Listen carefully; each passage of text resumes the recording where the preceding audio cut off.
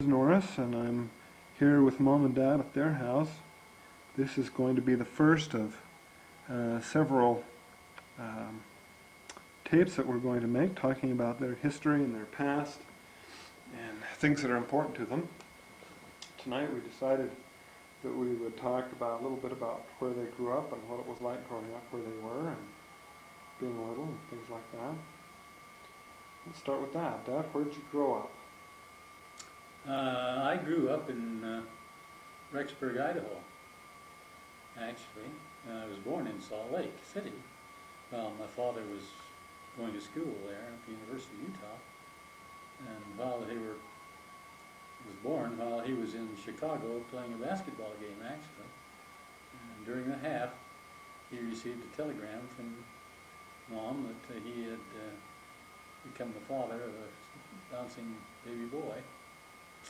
And so the team... That was in the championships, wasn't it? It was a championship of the National Amateur Athletic Union, or NAAU is really what it was at that time. And they went back to Chicago just to play because they weren't invited. Anybody could come that wanted to, really.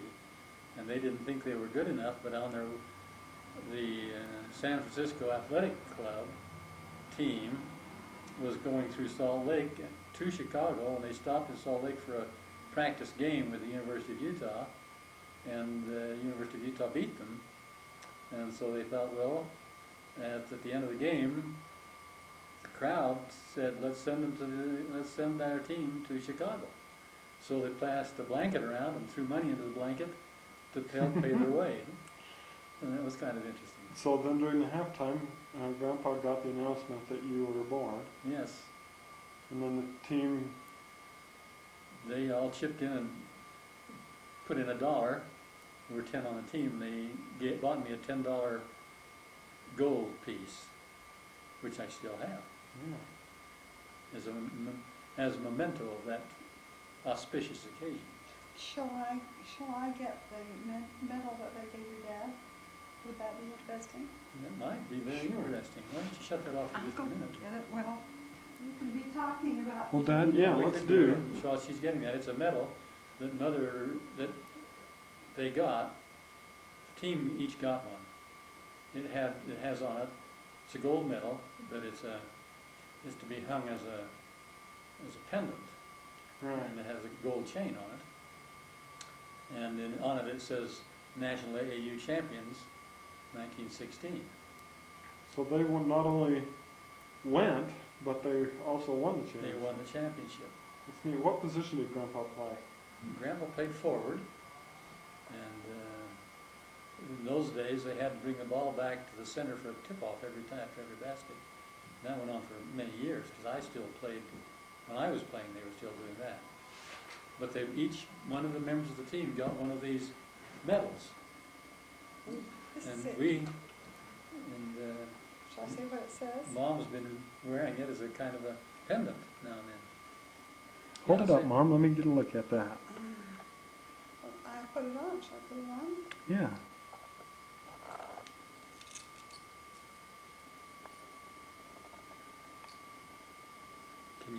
Can you focus on what it says, Norris? Is that too far? No, I'd have to read it, I think. But it's very pretty anyway. It's a pretty one. Let's set up. Very nice. And on the back, I have to take it off now. On the back it says, basketball, 1916, Clyde Packer forward. And actually, he was named an All-American. On the front? On the front it says Amateur Athletic Union of the United States. 1916. So did Grandpa do the jump every time too? Do the tip No, off? he at the jump off he didn't do it. They had a center Right. that did the jump offs. But he made the last 2 baskets Of the game. They were behind 3 points, and a minute or something like that to go. And he made the last 2 baskets, and they won by 1 point. That's fun. He was chosen as the most valuable player of the tournament, and was on the All-American team for the United States Wow. that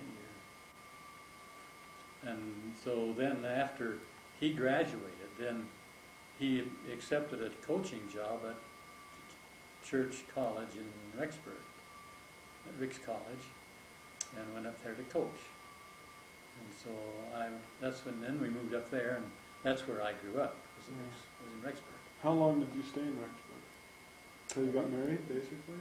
We stayed in Rexburg. We left as a family to go back to Chicago for when Dad had a sabbatical leave, and he thought he might want to go into medicine.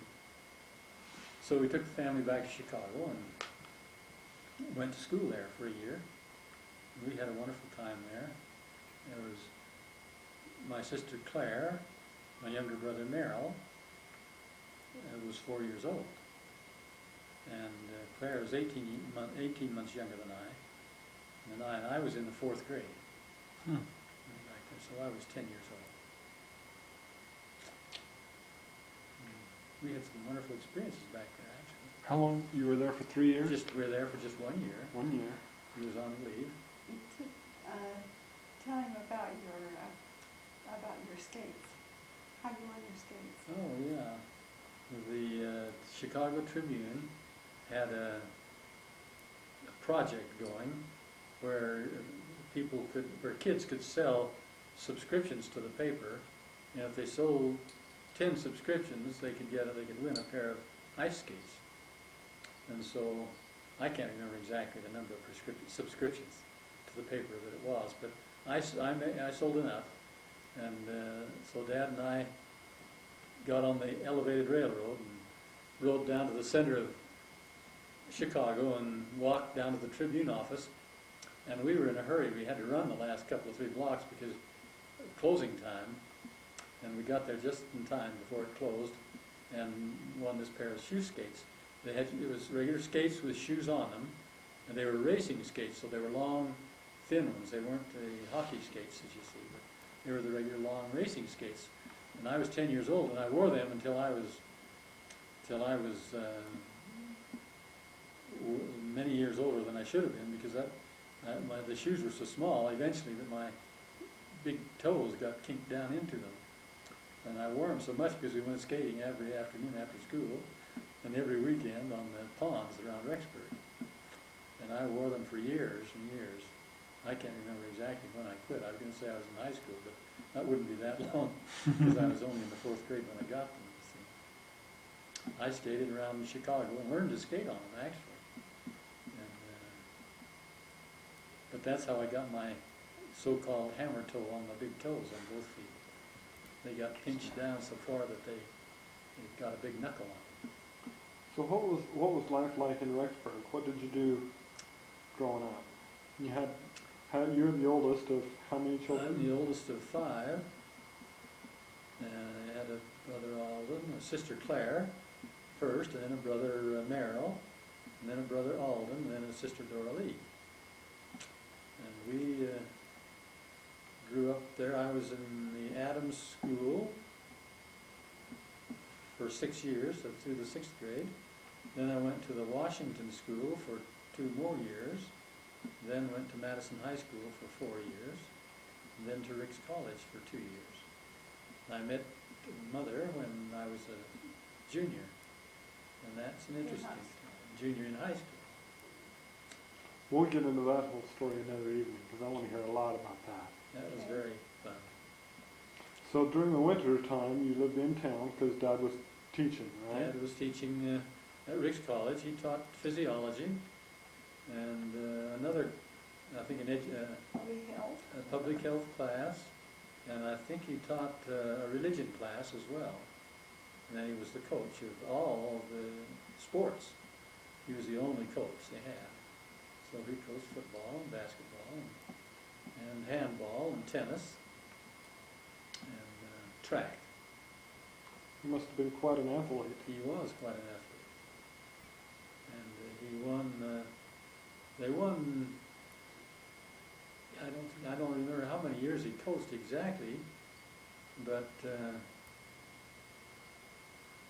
they won the junior college championship every other year that he was coach in basketball. I don't remember the football.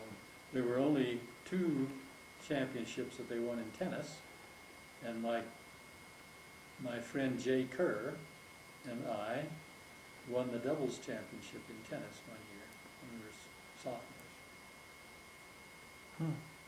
And then another person won the singles championship about 15 or 20 years later. But, otherwise, we were the only ones that won tennis championships at all. For many years. For years and years and years. So And it was then kind of fun. Grandpa also had a dry farm. Grandpa had a dry farm, and we would go to the dry farm in the spring and stay up there in the summer. And of course, we'd come down to Rexburg every weekend to sacrament meeting and to church. Things like in that. We had a Model A Ford, and we'd read every summer for several years, why our hired man would take the engine apart and we'd grind the valves and put in cylinder sleeves, cylinder discs around to keep them. I can't remember the name of them right now. Not spark plugs. And that would, then we put it back together again and had fun. We couldn't even. It wasn't a very strong car, and we had a couple of hills that were they were only short hills, but they were fairly steep.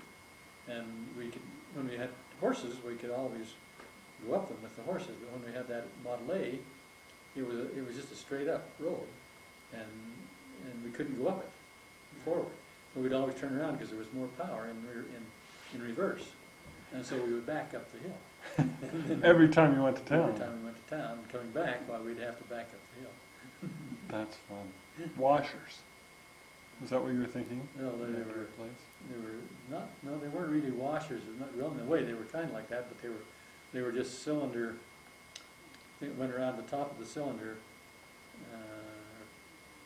piston really, top of the piston rings is what they were. Oh yes. And okay. just to keep it so that it would form a firm oil, so the oil wouldn't come up through. Yeah. And, piston rings, that's what they were. And so, what was life like on the dry farm? What would be a typical day's activities on the dry farm? Well, when I was young, I didn't get involved very much with the work. But when I got to be old, when I was 7 years old, Seven. I was old when I was 7 years old. I had to. My assignment was to get up in the morning and to get on my pony and ride out in the pasture and round the horses up and bring them in. Now, knowing what I know about 7-year-olds, I would not believe this story if his mother had. Even I wouldn't have believed his father. But his mother told me this also, besides his father. She said, yes, that's what he did when he was 7. You went up and rounded up the ponies? Rounded up the horses on my pony and drove them in them. Then they'd drink, and then we'd put them in to eat some oats, and then we'd harness them up, and then we would go in and have breakfast. And then we would come out and depending on what we were doing, if we were plowing,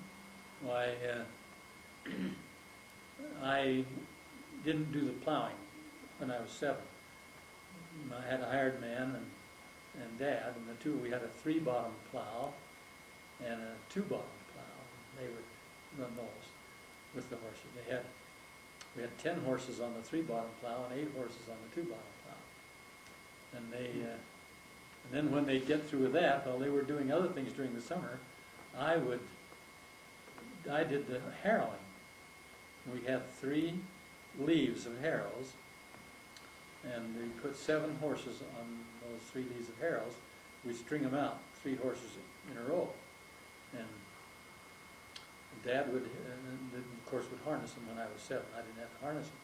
But he and the hired man would line them up, and they'd take me out, and they'd hook them up to the hitches on the harrow, and then I would drive them on the harrow.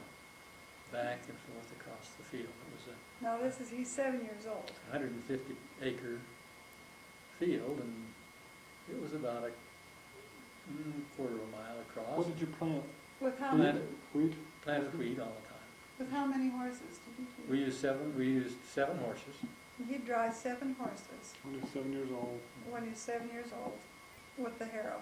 We drive over, and then we turn around and come back, and we drive over. Did you ever have any accidents with them? I had a couple of accidents. Sometimes the horses would get kind of lazy and wouldn't want to. One of them wouldn't want to keep up or something, and I had a whip, but my whip wasn't quite long enough to reach out to the far end horses. We had the 2 horses on the outside were on lines, you see. Yeah. I'd have the lines, but sometimes they wouldn't lead out, and they just kind of lay back a little bit. And I'd try to whip them. Now I had a 2 by 12 pole lying on top of the harrows, and we'd wire those on so they wouldn't slip around. But sometimes when it was raining, the dust would get on the top of that 2 by 12 and they'd get slippery. And I would get put out with the horses not going along like they should, and I'd reach out to hit them, and sometimes I'd slip and fall off the harrow, fall off of that, and sometimes I'd get my foot down in the harrows and I'd have to jerk it out or have them stop and get myself out of it or something. Can you imagine? And then one day I came in, but this was later on. Later on, when I got to be 11, I was still doing harrowing or weeding or something with, and Dad had bought a horse at an auction. We needed another horse, and so he bought another horse, and it was a kind of a wild horse. He had been beaten by his former owner. He had scars on his head where he'd been beaten with a chain or something. And he was mean. And Dad said, well, we'll put him on the line so that you can hold him with the reins. And so we had him on the left rein. And then when I came in at noon, when I was 11 years old, I came in at noon and I'd unpicked them myself and brought them in and had them lined up in front of the watering trough. And then we would pull the line up and put it over the hame of the saddle, or of the harness. And then we would just separate each horse and take their bridle off and put it over on the hame of the harness. And then they would go and eat or drink. Then they'd go into the barn where we had fed them hay, and they'd eat the noon hour. Well, this horse was on the left line Oh, this is when you're 11. when I was 11 years old. And as I was reaching back to pull up the line, you'd bring it up and make a loop, you see.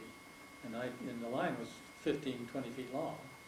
And I was ringing it up like this to make loops.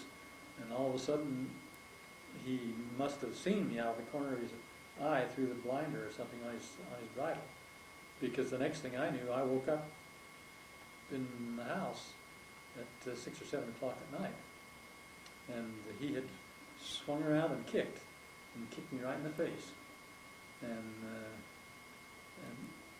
I was lucky that he didn't get a full kick or something, because he kicked me right there and didn't break a bone here, didn't break my jaw. He just made a great big lump on my face here, where he'd push it in and my teeth had cut the inside of my cheek. And Mother was watching out of from the house, and I couldn't stop. So she couldn't stop me, could see what was happening, and she saw the horse kick me, and she laid me out cold, and you thought I'd died. You can imagine Now that. you have a dimple there. And that's why I have a kind of a little dimple there, and I have a numb spot about the size of a dime. So your mouth doesn't. And this droops just a little bit compared to the other side of my mouth. It doesn't come up unless I force it up. I force it up, that's all right. Well, listen, we're out of time for tonight. We'll continue on. We didn't get anything of Mom.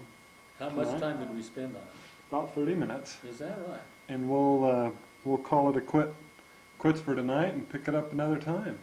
Been very interesting. That sounds good. Okay, pretty good for our first tape. Mm-hmm. It's all through that, it's gone through, has it?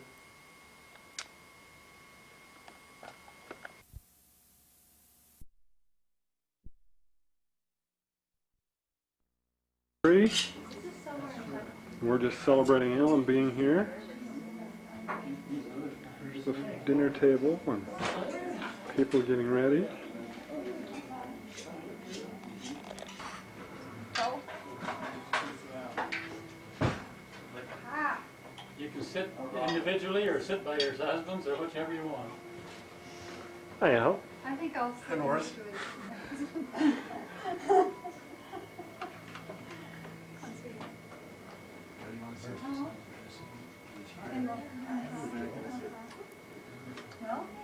You guys, but I think we have a very pretty table.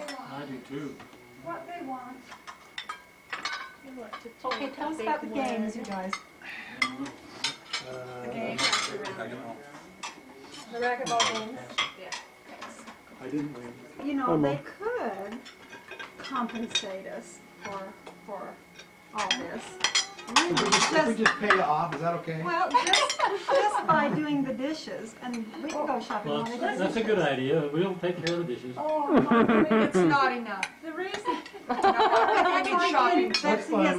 We'll take care of the dishes. Michael, you know why they're so willing?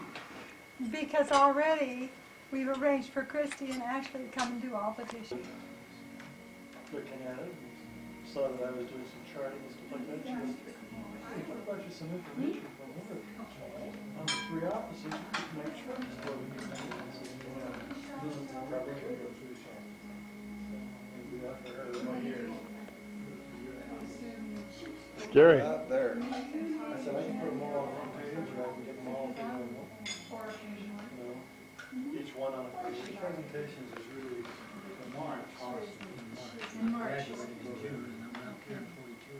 I got Leo when I first started messing with No, it. never mind it. And then I went to Missouri. She could figure out why they're just taking one or taking something and putting some back. As soon as she was like, Michael, clean ones. you're just little. That's my Richard.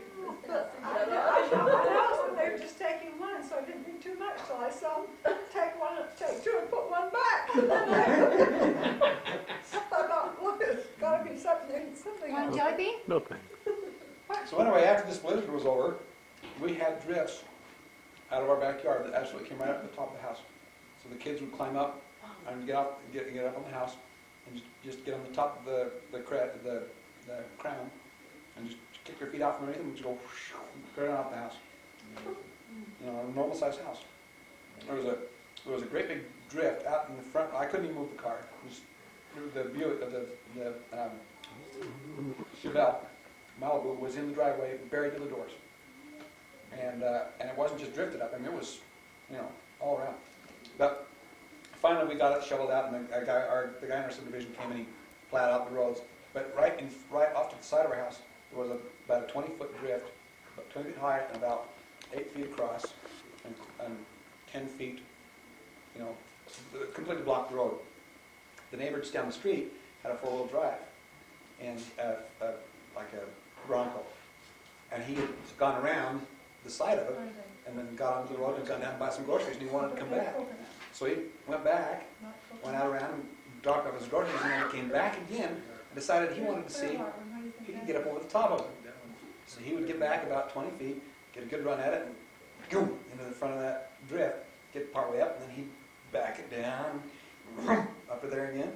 And he did that about 4 or 5 times, and then he decided to really give it a shot. So he got back about 30 yards and just floored it and hit that thing. And he'd been about halfway up, chewed it down, you know, a ways. He got right up, I mean, he hit that thing, and I just heard pop, snap, pop, and he was right up on top of it, on top of that 20-foot drift. And he had busted one axle and completely ruined his radiator and everything. And so the subdivision guy came in and had to pull him back with his grader, you know, off the... And I just wanted to go, yeah.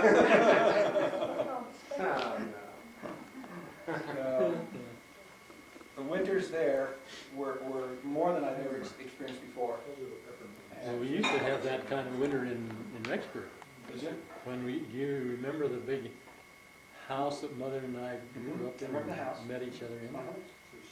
So back to that, when they did blizzard, and the garage came into the back end of the house, the back side of the house. And I'd have to shovel it. I was just a high school and college kid. Shovel it out, and then shovel the whole length of the house out to the road. And it was about that deep, because I'd have to shovel it out with a big shovel. And I just have to block it off because it was solid after a blizzard, you know. You just shovel it out. But on the back of the house there was a drift, and I had a German Shepherd dog, and the drift was like you said, that it's so high that it just came from way back and just gradually worked up to the house. But there's always a little space between the house and the drift, not 2 or 3 feet, and then at the top it lips over, so it's only about 18 inches from the top, from the deal. And the dog and I'd get out on that thing, and we'd jump from the house back onto the thing and wrestle and play, you know. It was amazing. Yeah. And we used to go down to Idaho Falls, and it was they didn't have the kind of road plows that we have now, but they had a rotary plow that go through with a rotary thing with a blower on it, and they'd blow the snow up. And they blew it just wide enough. I don't know how in the world why they ever did it this way, but it was wide enough for three wheels, 3 lines. They'd have you know, and if you had 2 cars coming, they both had to share the middle line. One was coming one way and the other, and they always had either back up or something. And we'd go along those stretches. That east-west road from Yukon into Idaho Falls was always as high as the car. Because it would always just blow from those fields. Yeah. They just cover it over. And they just blow it out, but you go down there, and then the snow would be up as high as the car. Is that every year or just occasionally? It's just occasionally. But those are the ones I remember, is the occasional ones, and I can't remember if it was every year or not, but it wasn't every year, I'm sure. I feel like we had a lot more snow in Blackfoot Yeah. than we have. But this year in Idaho Falls, Even Allan, does it snow this much in Blackfoot as much as it used to? this year in Idaho Falls, it was the kind of a winter like I remember as a child. What are normal days like? How much snow do you get normally? Some winters, a couple of feet at a time. I mean, you won't have more than a couple of feet on the level at a time. But this year we've had, I don't know exactly what we've had, but we've had a lot of snow coming down. A lot of 5, 6, 7 inches. And, yeah, and on top, and it doesn't melt in between, and it blows. So we've had, it's been fun, and we've had some beautiful evenings where it floats down like feathers, and sometimes when it's a little tiny and it's just whipping like noodles, you know, but it's fun. We had the big snow that we had here the second weekend of January. At midnight, I went out and shoveled 3 inches off the driveway, thinking, "Oh, this is going to be great. You know, tomorrow morning church, and you know, I'll be ahead of the game." And it stopped snowing. I thought I won't have to get out and shovel in the morning. I got up at 7:30 and looked out the door, and we had another 14 inches since 1 o'clock in the morning. And I looked out, and there were a few people out, and so by the time I got dressed and got up there, our whole ward, all the guys and all the young men, the deacons, teachers, quorum, priests, elders, quorum, high priests, everybody, we all got out there and just went en masse around the whole ward, and in like 5 minutes we'd have driveways and front walks all straight up, and we did that the whole ward, walked all around the whole ward and did this. It was really cool. And it was really fun. Then after that, we broke into different groups and we went up on some of the houses on the east-west facing houses. Everything would blow from the east, and 5, 6 foot drifts on the west side of the house. So we get up and shovel that stuff down. But I spent that day. I left at 8:30, and I came back in the house at 3:30, and I had been just shoveling the whole day. And I was so sore, but it was really neat to see this whole everybody working. And it wasn't just our neighborhood. All these neighborhoods around were doing that, and it was neat to see neighbors helping neighbors. So was your church canceled that day? Yeah, our church, our whole state. Ours too. The state president called and just Canceled said, church. cancel everything. But We had state conference and they they canceled. canceled it. Oh, that's right, you guys had a visiting general authority, didn't you? Yeah. General authority. Why? Why did they cancel? Snow. Nobody could get there. Yeah, we don't know what snow's like, do we, Paul? They did here in our ward, too, Did they? in our building. Our ward didn't get canceled, but the rest of them did. Who won the game? You lost by 3 points. Are you serious? In the pit? They lost by 3 points. You know what Utah did? It's good. Who cares? Interesting. The way you thought they were going to be on top of the hill since Utah lost. Beating these guys tonight. Yeah. They got outshined. It is, it's peanut butter, it's good. It's there. You know, the pit there is really hard to beat. They really call it the pit because it really has an effect. The people down there, when they get in that building, there's just it's almost more than home court advantage. This I don't know what it is, but it is always. They threaten them. And what? They threaten the other team. They threaten the other team. What do you mean they threaten? I doubt that it's really all that much fun. It may not be. It seems to be, they always talk Seems to about be. it. Yeah.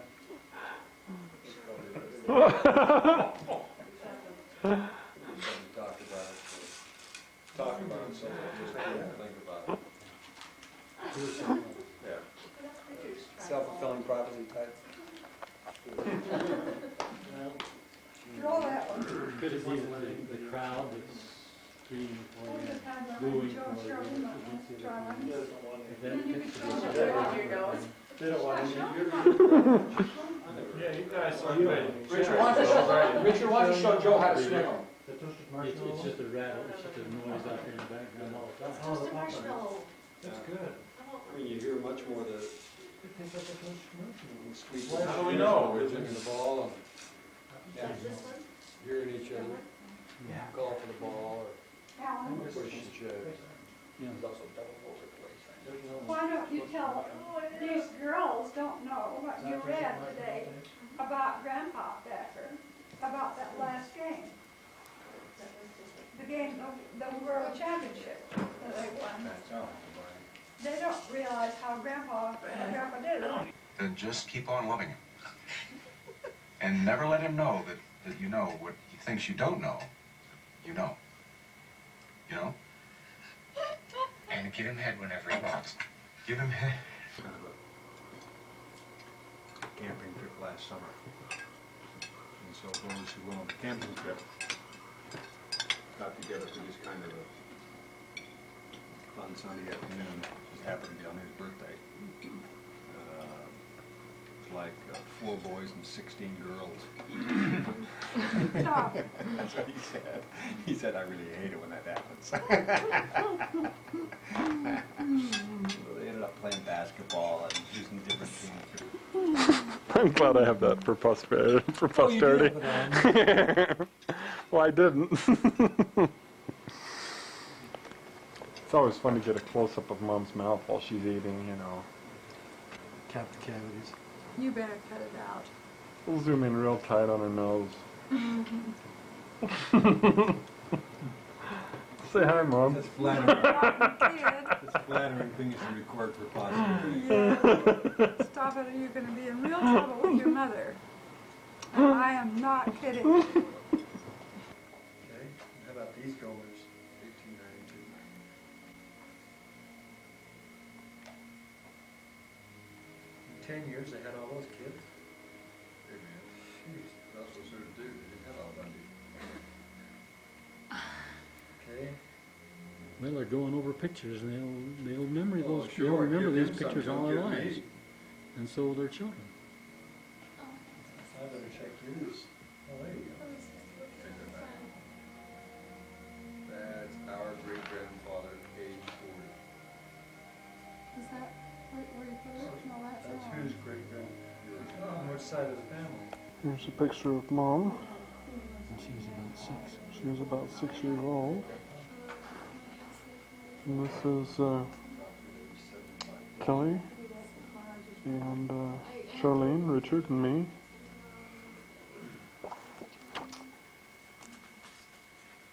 Here's Dad with me in the background. These are all In the house in Clare Valley.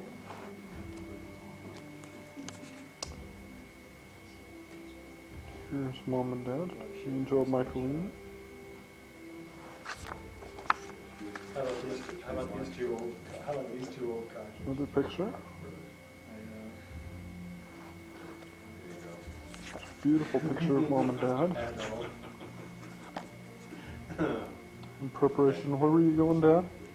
Going to England. Oh, Going to sure. England. Isn't that lovely? Here's a picture of What's the name Grandpa of this? Packer, Leota, and Mom, Robin, and me in Pendlebury Lane out by the apple orchard. That was in bloom, yeah. Here is Johnny and Ryan playing at a family reunion. Okay. This is Grandma McKinley's parents. Nephi is his name, right? Nephi Stevens. There's another get together. Honey, I've got, these are extra pictures. That was fun. You want to see if the boys Another want it? picture of us. See if the boys want it. Oh, I want you to double check and make sure these are extras that you have in your book. Where's your book? Why don't you get, just look and see if you've got these in your, I wouldn't have them there if I didn't have them in my book. you've got all these kinds of Mom and things. Dad.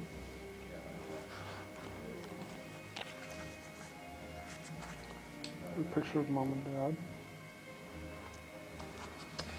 Look at this beautiful picture here. This was Mom in 1943, we determined, approximately just before she went out to North Carolina to meet Dad, who had gone into the military.